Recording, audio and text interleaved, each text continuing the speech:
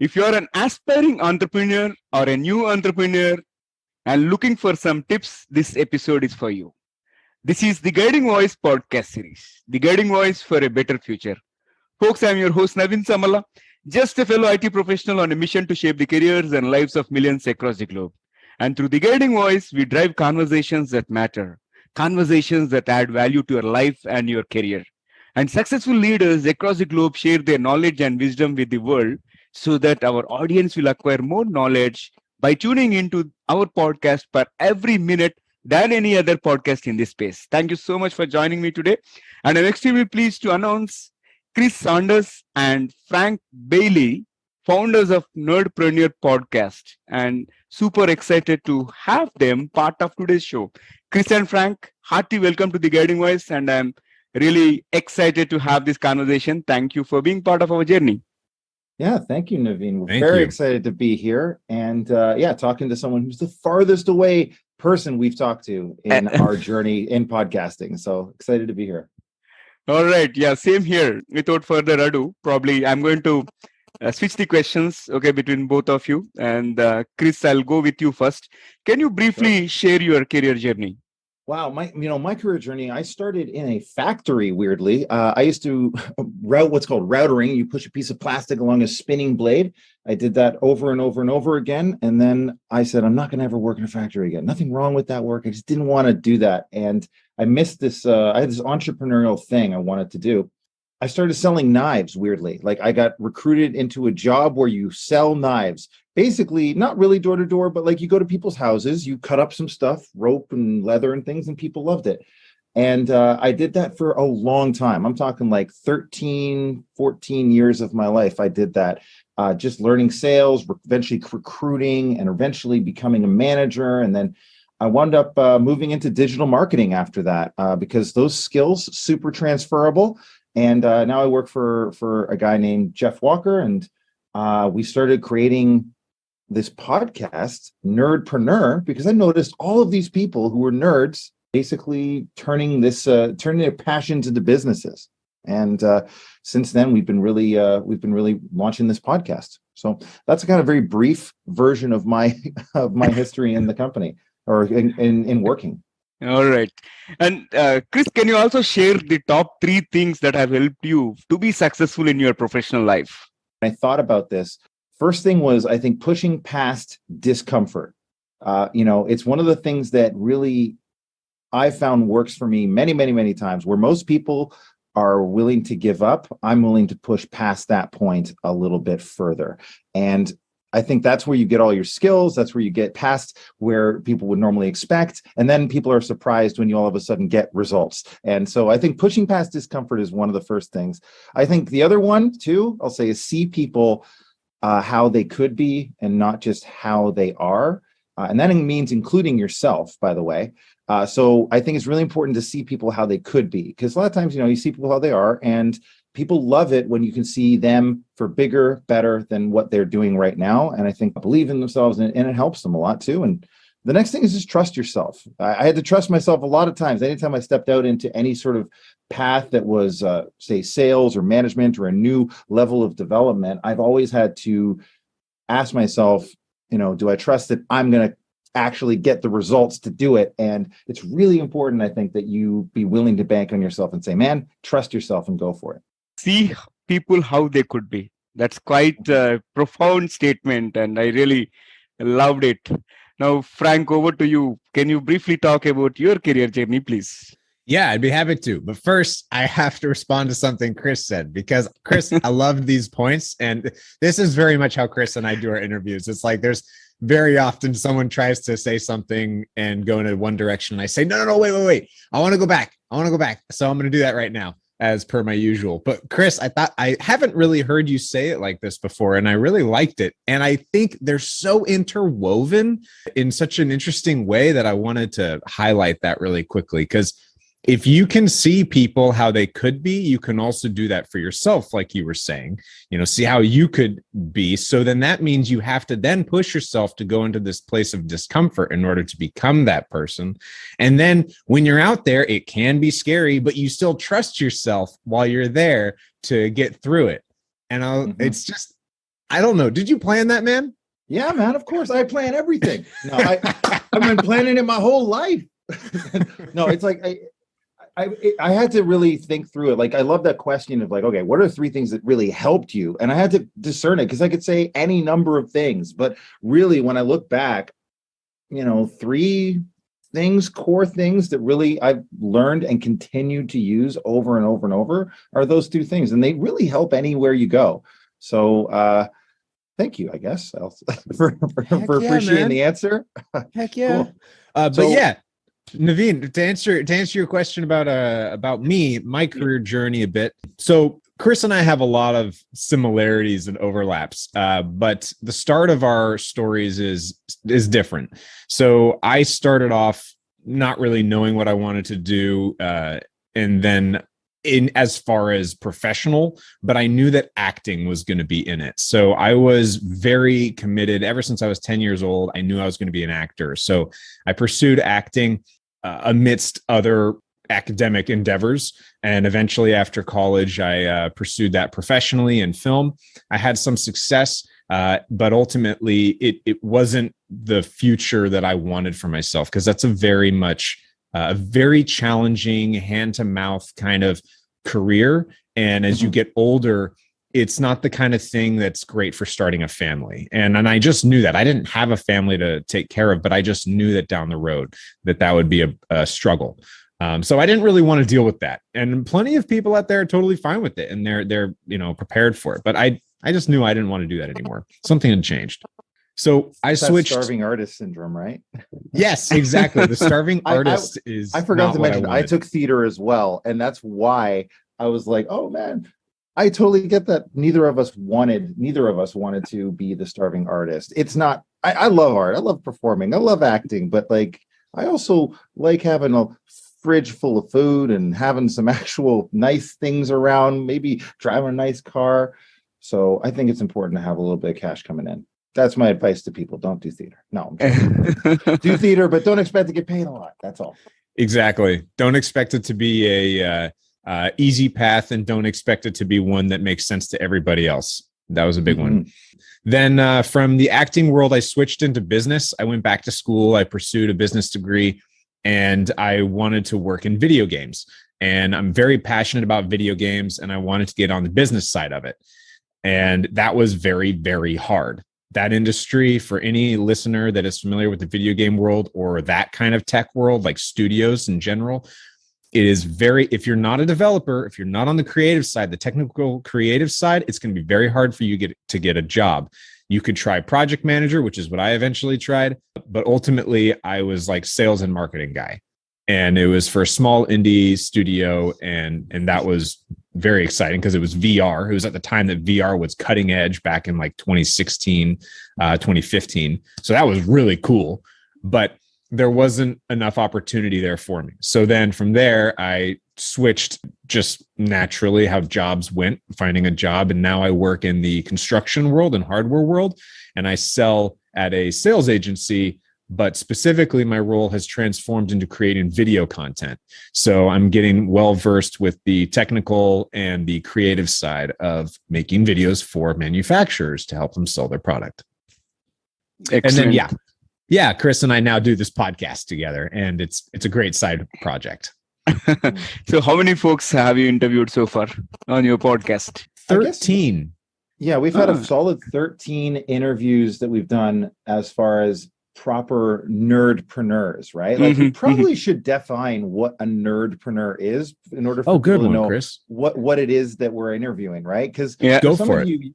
You might hear that word and be like, what? That's not even a word. Well, nerd is the first part of that word. We'll break it down, the etymology. Nerd, right? And those are people that, again, we ask people to define a nerd on our podcast. There's lots of definitions of it. But the definition I think we have taken for nerd is someone who's following their passion and trying to and just love something for the sheer love of it, right? So people are nerds about, say, Star Trek, or they're nerds about Dungeons and Dragons, or they're nerds about, tarantulas, actually. And this is sort of examples of things that you could be nerdy about. And the other side is preneur. This is a person who is launching a business, creating revenue, or some sort of business out of their passion. And so nerdpreneurs are people taking their nerdy passion, turning it into a business. And I just saw so many people around the world that were on Instagram and Twitter and Facebook and YouTube, all this thing, and they were putting out content and they were making things happen during the pandemic, and they were finding a way to thrive,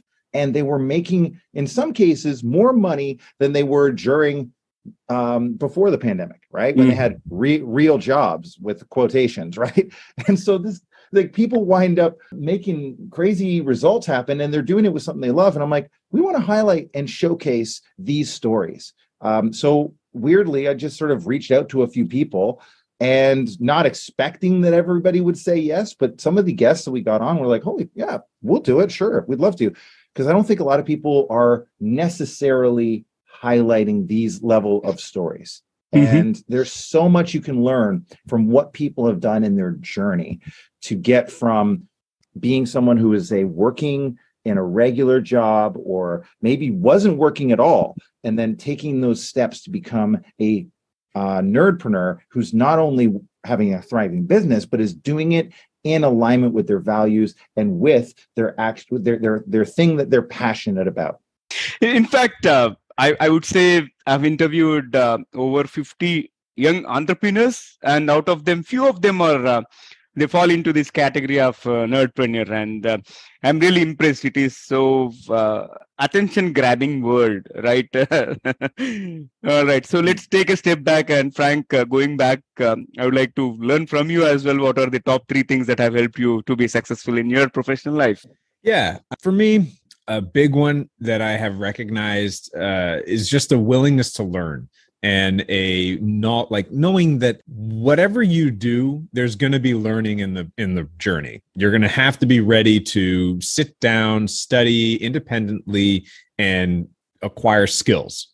And my current job has been a huge testament to that, with the amount of video production I've had to learn, the technical side of software and hardware.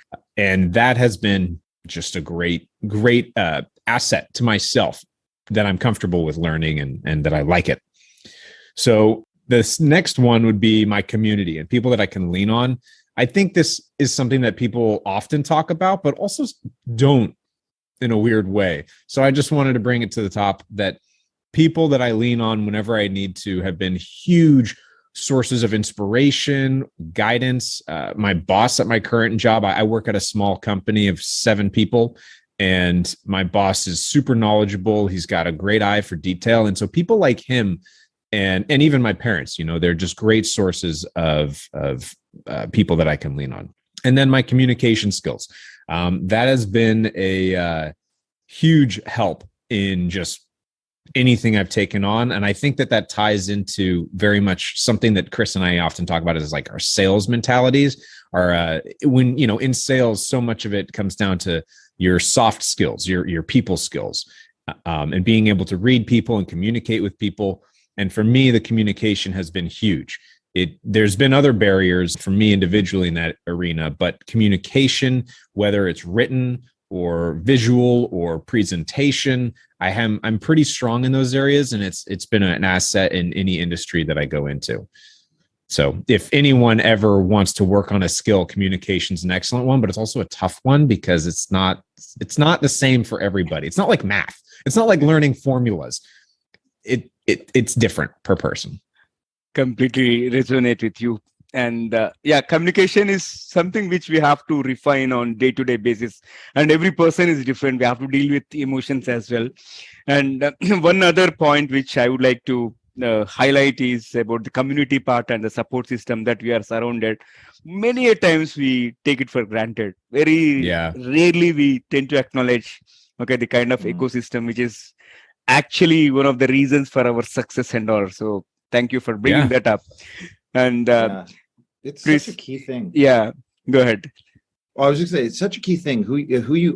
There are people who say you are the sum of the 5 people you hang out the most time with. And I think that's somewhat true. Right. I think there is questions around that. But I will say that having the right community, where even just being aware, like, who are the people I'm choosing to spend my time with? And am I making it so that I'm spending time with people that are one supporting, but also are challenging me, right? Like Yeah. I've had to actually have those conversations. Sometimes they're tough conversations with yourself, right? Around who are you really spending time with right now? In those times in your life when you're like, oh man, look at this person over here, this person over here. I had a time in my life where I had to say, okay, do I want to keep spending time with these people? And where are they? Where are they going? Are they in aid of this? And I actually took a hard look at that and said, you know what, I'm going to start a mastermind. I'm going to do something else. I'm going to pick the best people I know, and I'm going to start a mastermind. So I started this mastermind just so I could have some people in around me that were willing to challenge, willing to push, that were focused on growth. Because if you don't have those people around you that hold you a little bit accountable, keep supporting you, sometimes you can wind up missing that mirror that you need to see where you're really at and when you need to move forward or when you need to do the next thing, you know? And, I just really liked Frank's point about community because I think that resonated with me. And I've heard you talk about it, but this was one that I'm like, oh yeah, we don't take that for granted. That's so key. Yeah, accountability is huge. All right. Yeah. So Frank, again, coming back to you, maybe let's talk about core of today's topic. What is one wisdom bit for young entrepreneurs out there from your side? Yeah. So the one bit of wisdom that really stands out to me from the people that we've interviewed is a genuine desire to help people in your audience or help your customers, a genuine desire to provide value, want to make their lives better.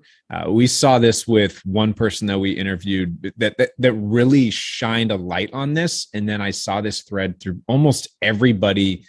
No, I would say actually everybody that we interviewed. We had one guest and her name is Melody, and she has a following that she started based on a character that she really loved in a video game series. And this character was a healer, and she would heal through music. And so she started creating a persona around this, and partly because she loved this character, but also partly because she also loved music. And so she started playing harp music, and she was hearing that people that listened to her music really felt like, they felt better afterwards. And she got a great level of joy and satisfaction out of that.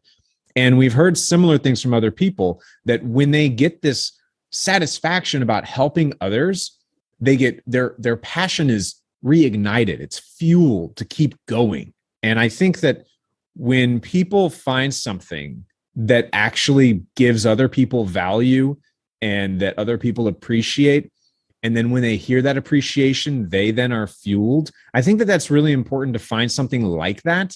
But it's also really tricky because there is a trap, I think, at least over in North America. We're told, our generation was told something when we were kids, which is, if you end up doing what you love, you will never work a day in your life. And I don't know if that's told over in India as well. Is that, Naveen? It is in fact. Okay. That's why people say follow your passion. And these days there is a new quote actually: don't follow your passion, just go by the flow. That's interesting. That we have not heard that one yet. And I will be surprised. Probably won't be surprised if that becomes a thing. But right now, Chris and I do talk about this, of course, but the idea that if you follow your passion, you're going to have a hard time making money. You're going to have a hard time finding yourself living comfortably, which can make it harder for you to make a positive impact in the world if you want to. But having something, trying things out and finding what it is that you like to do and that gives people value, improves their lives, but also enjoy doing it. So I think that it's important for small businesses because if you are doing that, customers will want to engage with you. They will, because they can tell that you are providing them value and that you care about that value being provided to them. So they will want to engage with your brand and your business. And that's especially important for small businesses because we need people to care about us on an emotional level rather than just a convenience level, which big companies manage to get. The use case, or I would say the scenario that you mentioned about elegy, it reminded about a couple of responses that we have received for a few episodes when our audience reach out saying that, hey, this episode was so useful and I was able to get a salary raise, or I was able to move to my next position and all, right? And that is kind of very satisfying. And also you brought in an important point. In case if you follow your passion, probably you'll not make money as much as what you would do by engaging in something else, right? So passion, again, it is a debatable topic. but Yeah. that, yeah. Yeah, Well, in the beginning, it's really hard to make money. I should clarify, it's harder to make money if you follow your passion. Not Right. impossible. And Yeah. there's plenty of people who make a lot of money doing it, but it's harder. I think it's okay. This is an interesting thing because, when I was thinking about this exact question, one of the core things we always hear from people is, they followed their passion in order to start this nerdpreneur business, right? And we have heard that a lot as advice, right? Throughout our lives is, I mean, how many of us, Naveen, like, were you told follow your passion when you were young, right? Or maybe not, I don't know. But I think people hear it a lot. And I don't know that advice is good enough. I guess that's my biggest gripe with that, is that there are lots of people that we've interviewed too who said they followed their passion and then wound up also with regrets around, like, holy crap, this is so much harder and so much more stressful, and my passion is now my this thing I'm obligated to, right? I think you have to really be careful sometimes and make sure that you're building a house that you want to live in. Yeah. You got to take your time to be building a house you want to live in, which is why sometimes following your passion is great. And I guess the thing I've thought about with the people we've interviewed is that they have a pattern of how this goes. So you get this follow your passion instinct that gives you a guidance, like a barometer for where are you going to go and put your effort in. Because when you're passionate about something, effort becomes easier. Yeah. Right? And the thing about that is, why follow your passion? Because passion is going to lead you to being skilled. See, if you do this a lot, if you do something because you're passionate about it, you're going to get good at it. Like, you're passionate about podcasting, you're going to do a lot of podcasts. Then you're going to get pretty good at it. And then all of a sudden you have skill. And the thing is that skill that you have now that leads to opportunity. Yeah. And opportunity is where, people have to make that mental shift to go from, being amateur to pro.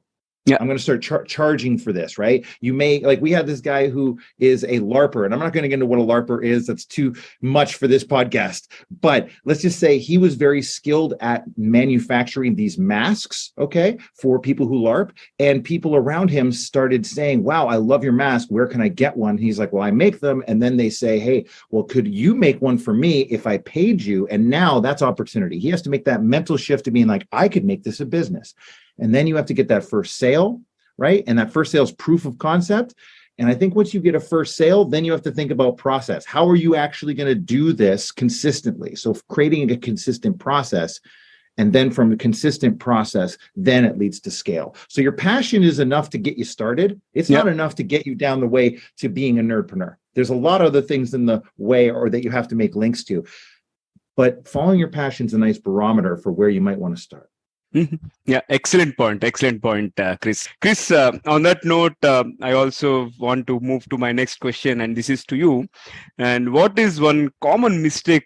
One of the most common mistakes that entrepreneurs are making these days. One, I think a lot of people who are serious about being an entrepreneur, they take too long to actually start asking for money or asking for people to buy their stuff. So there's sometimes a mental block where people are willing to do things for free for a long time because they love it. And I think that is actually great because it does get you that skill thing I was talking about, right? But I think we overestimate how skilled we need to be to start providing value that we can charge for. So a lot of people, like, you don't have to be the best harpist in the world to be able to go out there and perform some video game music and start creating followers. Melody, who we were just talking about, she was not someone who took harp her entire life. She picked up the harp kind of late in life and then started playing and then kind of figured it out, was able to create some content that people liked. You just kind of have to be better than, or provide value. You have to be provide value to the people who are following you. So if your market may not be classically trained harpists, right? Because a classically trained harpist may not say, oh, well, she's not picking properly, or she's not doing this specific classical compositions. For example, she's making video game music. But you know, a lot of people love video games, and a lot of people will listen to the harp from Zelda. Okay. And so all of a sudden she has tens of thousands of followers because she's providing value to those people in that market. So don't be afraid to kind of just start putting that stuff out there. I always say that, like, you know, if you have content and you're like, oh, should I put it out there? Should I not? The algorithms protect you. If your content sucks, no one's going to hear it. No one's going to see it. That's the way it works, right? If you have crummy content, it's okay. Just put it out there. No one's going to see it. You just start, and then you'll get better at it by doing it. Wow. Simply superb. Chris, I thoroughly loved this particular statement. We overestimate in terms of when we have to get paid and all, right? So to your point, I think we have to get started. Just move on, right? Don't have super expectations, or don't raise the bar too much for ourselves. That's my takeaway. I agree. Yeah, absolutely. Yeah. All right. So Frank, over to you. My next question. Well, how is the startup ecosystem right now across the globe in your view? It's an interesting situation. We're going into, depending on when this episode releases, we're going in. Well, let me start where we've come from. So Chris kind of mentioned earlier, COVID, lockdown, we saw a lot of entrepreneurs starting up, turning their passions into businesses. I would say that where we came from with COVID and the lockdown phase, that was an amazing time for startups, entrepreneurs. Now let's make a distinction. There are the difference between solo entrepreneurs and proprietors, and then actual startups with teams. I would say startups with teams probably had a harder time in lockdown unless they were able to work remotely.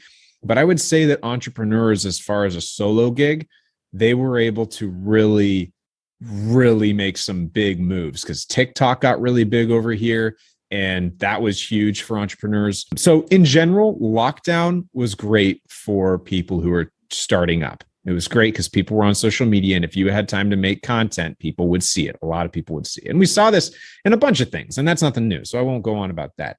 But then as far as where we're going, I think, at least in North America, we're seeing an increase in the inflation rate. We're seeing a lot of news that is driving fear around money. So I think that people are going to become more conservative with how they spend their money. So I'd say we're getting into a more challenging time for startups. It's going to be hard for them to stand out. Anything that has any promise, a big company could come along and gobble up, which might be good for the entrepreneur. Maybe they want to exit. Maybe their whole goal is to be bought out. Maybe that's what they want. But more so, I think it's a really important time for entrepreneurs and startups to provide that value that I was talking about earlier. If you provide that value, if you are really honing in on what it is that your customer is going to benefit from what you create and how it's going to make their life better, they're going to stick around. They're going to have that emotional response, that emotional attachment, and they're going to be loyal to you. And that is really what is important when you're in a rough economy, is having loyalty with your customer base.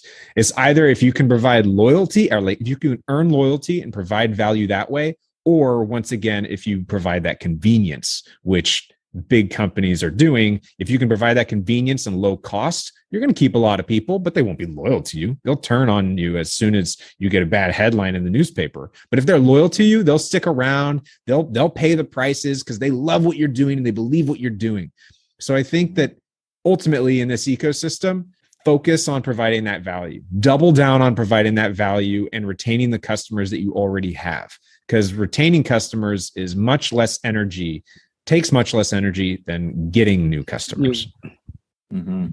Yeah. I think there's so much in there, Frank, that was like, I keep hearing what you're talking about, and I keep thinking about customer experience, right? Like one of the things I see that so many of our nerdpreneurs are doing is they're providing a unique kind of experience, that value you're talking about. They have created a community or something where they have provided a type of user experience for them that people love and they want to keep coming back to, or they want to keep buying. And so it's not enough just to say, put out a little bit of content. It's also about the personal connection. It's also about the ability to be engaged with you as a brand, not just what you do. And I think forget that personal connection is easier than ever to create.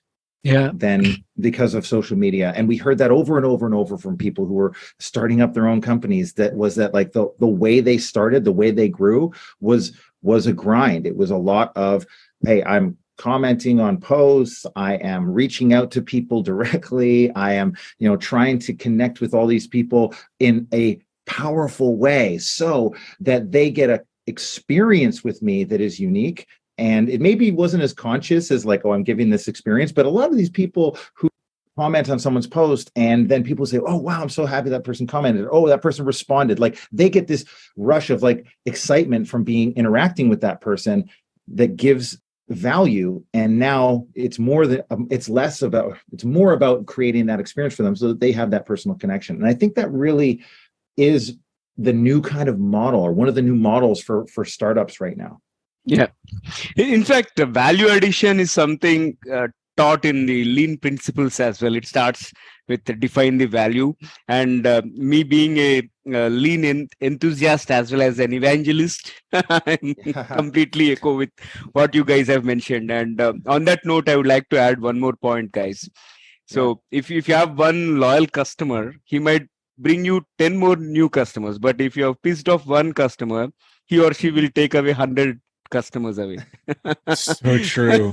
So true. Especially right now with reviews. I mean, I actually very much enjoy giving reviews on books and restaurants. And I will do it on Google Maps. And I love it. I love taking pictures, putting them up there, because Google does a great job of telling me, hey, you've got this many views and you've got this many interactions. And I'm like, cool, I don't care that much, but I also kind of really do like to hear how many views my pictures have gotten. And so then I want to do more and more. And sometimes I generally leave really nice reviews, but sometimes I will really trash a place if it was really, really, really bad. Well, and it's so easy. I love that point about one bad experience for a client can cause a ripple of 100. Because we saw that in an example of one of our episodes. You can check it out. Is Emeka, who is the Black Ness guy. So he created all these video game books, that were guidebooks for NES games, right? Like Nintendo and NES games, classic. And he timed it really, really well. And the first book he put out, he really didn't spend hardly anything. He spent like $80 and he helped, through the process of like paying someone else to create the book while he's helping with writing the content and he's reviewing things and figuring it out. And he said that when he put it out, all these reviews came in saying, oh, it was great. I love it. I love it. And that just boosted his sales and it did really well. His second book he decided to do down the road, which was like, oh man, that first book worked so well. Let me do the second book, right? Let's figure this out. And he put it out after, and he spent more on the book actually, but he wasn't as, worried about the result because he had already had a good positive result. So we almost took for granted that like, oh, this thing will just sell, right? This will just do great. And then he even admits like, man, the content was lazy. It wasn't as good. And if you listen to our episode, he goes right into it. So I'm not like slamming him. He tells the story exactly. And I'm saying that one bad review, I mean, he said he was getting review after review after review after review, and it just tanked his book. So the power of a review or giving people something positive to say or not. I think one of the most interesting points that came out of that episode was that the idea of even writing a review, the only reason someone is going to do it or slam your review, right? Or slam a bad review, a good or bad one, is you've given them an emotional response to your product. And so you want that emotional response to be positive, obviously. But if you give them a negative emotional response, man, they will go to town on you. And he said he just had so many bad reviews, way more because you didn't give them that positive experience. And it was a learning experience for him that helped him succeed in a lot of other ways. Excellent. I'm enjoying this conversation to the core. And let's add some spice to the episode, Chris and Frank. All right. Spice, So let's do it. yeah, all right. So let's kick off the quick rapid fire round, and I'll be alternating questions, okay, between you, similar to how I've done in the main round. And Chris, to begin with, what was your childhood fantasy? I wanted to be a movie director back when I was a kid, like a Quentin Tarantino guy. Are you still wanting to be one? I still love directing, but I think film directing just got a little bit too I just don't like the film industry anymore. I now live in Vancouver where they film a bunch of stuff, and I don't really enjoy the industry. So but I love creating content. So yeah, I like this kind of medium, but not so much fair other enough. stuff. Fair enough. Frank, over to you. What is one best piece of advice that you have received so far? It would probably be a quick one from a number of our guests, and that would be kind to yourself. I think I and many other people that pursue projects on their own can be really hard on themselves about whether they're good enough, whether they're successful enough, whether they make enough money. And I think it's important to remember to just be kind to yourself, because you are your hardest critic. After all, we are humans. Yeah. Yeah. We don't want to be superhuman. All right. Yeah, that's so profound. Moving to the next one, Chris. Can you describe yourself in just one word? Epic. Awesome.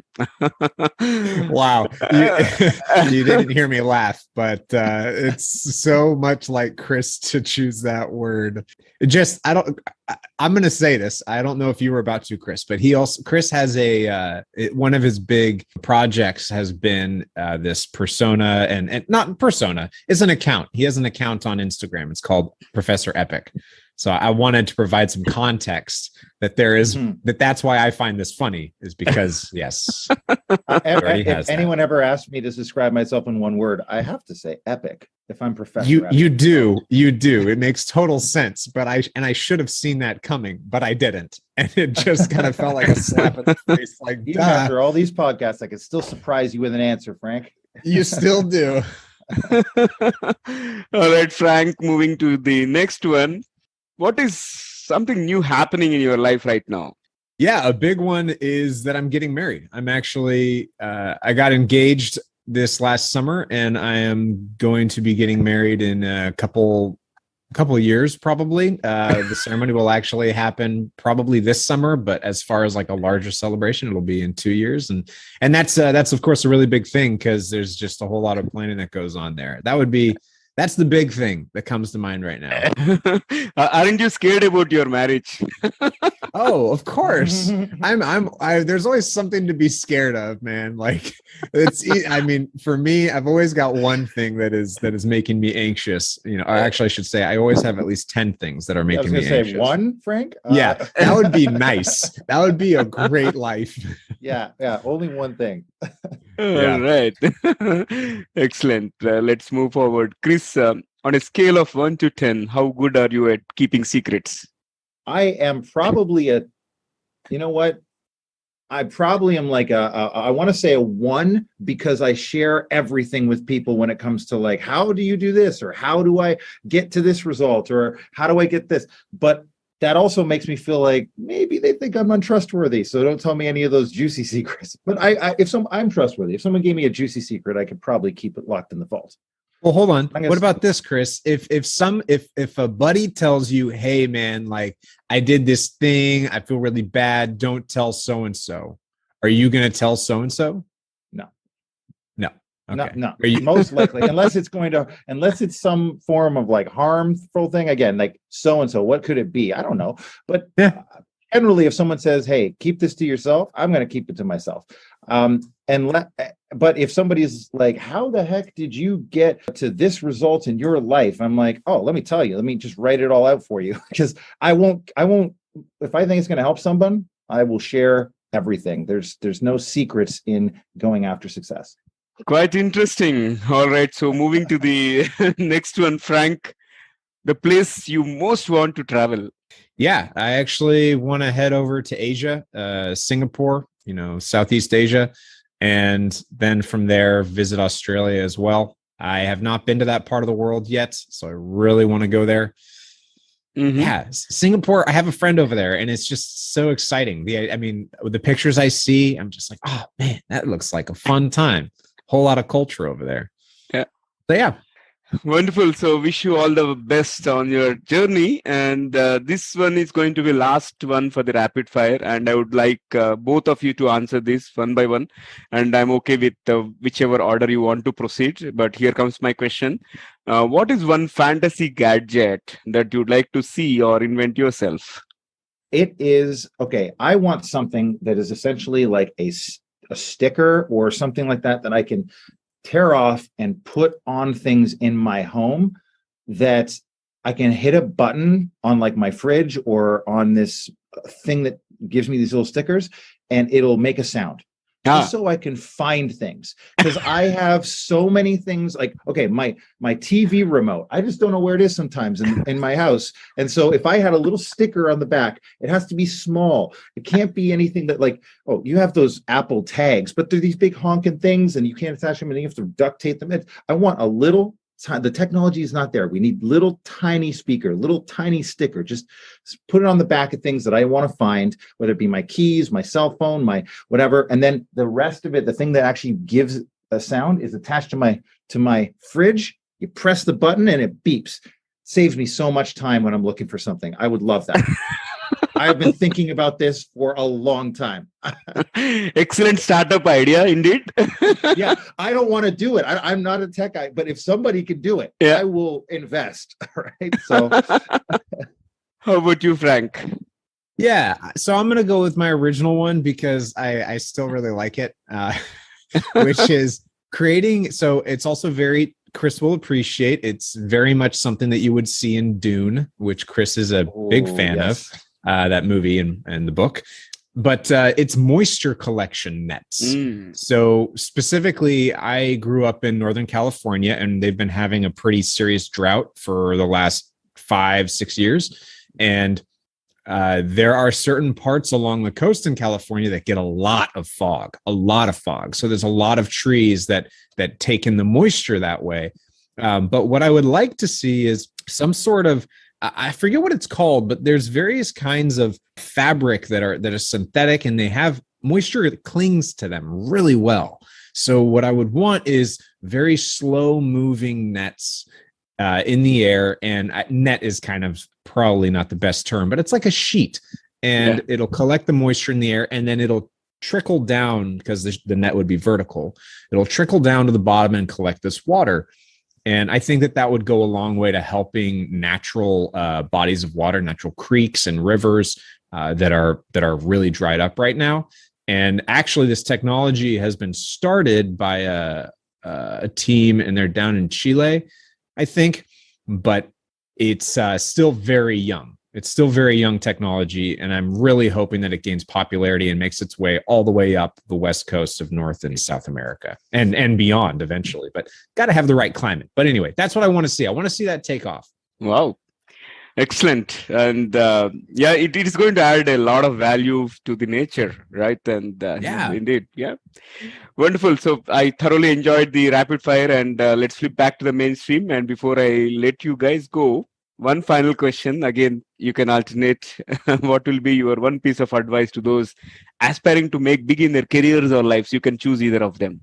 Here's my advice for any aspiring person who wants to really succeed in their career or anywhere else. It's to do this. It's to be a thermostat, not a thermometer. You might have heard this before. You may not have heard this, but a thermometer reads the temperature of the room, and that's all it does. But a thermostat changes the temperature of the room. So when you walk into a room, you want to be the thermostat. You have impact, power, leverage. You have that ability to affect change and bring energy into any room you walk into. So my recommendation is to consider yourself a thermostat. So when you walk in, even if it's not the energy or the thing you want, you have the power to make that happen and be a person who affects their environment. Wow. I came across this for the first time. It's mind-blowing. I'm going to steal this quote. Be a thermostat, but not a thermometer. I'm glad we could spread that one. That one's awesome. It's not an original for me. That's one that I've heard a number of times. But man, yeah, it's one that I got taught at an important time, and I've also seen when like they say that when the student is ready, the teacher appears. I have had people hear this at the exact right time when they needed to hear it, and it changed their business and lives forever. So Absolutely. I think it's a great one to share with people. See, this is the beauty of podcasting, right? We get to learn a lot and exchange a lot of information. And yeah, thank you, Chris. I enjoyed it. Over to you, Frank. Yeah, it's kind of a string of things, but ultimately pursue something and learn it and decide whether you like it or not. And before planning to make a big career on, for example, creating a new soft drink, like what if you actually do that? You enjoy part of it, but then you realize, oh my gosh, there's this industry. I really don't want to be in this industry. Everything about this just drives me crazy. It's okay to realize that and then say, you know what, actually, I don't want to do this anymore. And being okay. And because what you have done in that direction that you've pursued is you've gained a lot of skills and perspective and understanding, and that's going to help you with the next thing. So being okay and being kind to yourself, there it is again, be kind to yourself when acknowledging that I don't want to do this anymore. I don't want this to be my 5-year future or even my 1-year future. I want to change. And so then do that, figure out something else that interests you and go in that direction. I don't think there's a problem with trying many different things. I think there's a problem with doing something that drives us crazy and makes our life miserable. And a lot of the time people get caught in this routine of doing the same thing forever, even if they don't like it. Be okay with change. Be open to change. Another set of profound thoughts, and thank you so much, Frank. And I really appreciate both of you joining me and driving this amazing conversation and totally value-added conversation, I would say. Thank you so much, guys. Thank you for being part of our journey. Yeah, thank you so much for having us on, man. This is always a pleasure when we can chat about awesome ideas with awesome people around the globe. And I mean, hey, it's what Nerdpreneur is all about, is highlighting these kind of stories. Thank you so much. And on that note, so folks, before we move into the trivia section, here is a request to you. In case if you haven't subscribed to us, please subscribe from the app where you have tuned in from. Also, if you have loved this conversation and found the episode useful, please share with at least 3 of your friends or colleagues who can benefit from the guiding voice. All right. Thank you so much in advance. Now let's cruise into the trivia segment of today's episode. So today we had a wonderful conversation with Chris and Frank, founders of Nerdpreneurs, and they indeed shared a lot of valuable tips for the entrepreneurs and aspiring entrepreneurs. So today I would like to share a few facts about entrepreneurship. And according to Forbes magazine, 90% of the new American billionaires are self-made. And despite the economic hardship brought on by the COVID-19 pandemic, some people enjoyed an unprecedented wealth surge with a record high of 493 new billionaires added to Forbes' annual list of the richest people in 2021. That brings the total number of billionaires in the world to 2,755 as per 2021. Among the newcomers are 88 Americans, and most of whom are self-made. Young entrepreneurs are likely to be encouraged by these figures, which show that certain industries and investments can thrive even in times of major economic turmoil. That's why people say crisis leads to innovation. And in fact, COVID is a great example, which led to formation of new companies, new ideas, and many new unicorns have come into existence. All right. So that's all from today. And in case if you have any powerful entrepreneurial story to share, feel free to reach out to me through social media, or you can drop me a note on theguidingvoiceforyou@gmail.com. And also, folks, in case if you have any topic recommendations or guest speaker suggestions, please reach out to us either through social media or email me. Again, I'm repeating, theguidingvoiceforyou@gmail.com. That's all for today. Thank you so much for joining me. I'm your host, Naveen Samala, just a fellow IT professional on a mission to shape the careers and lives of millions across the globe. Until next time, bye-bye. See you all in the next episode.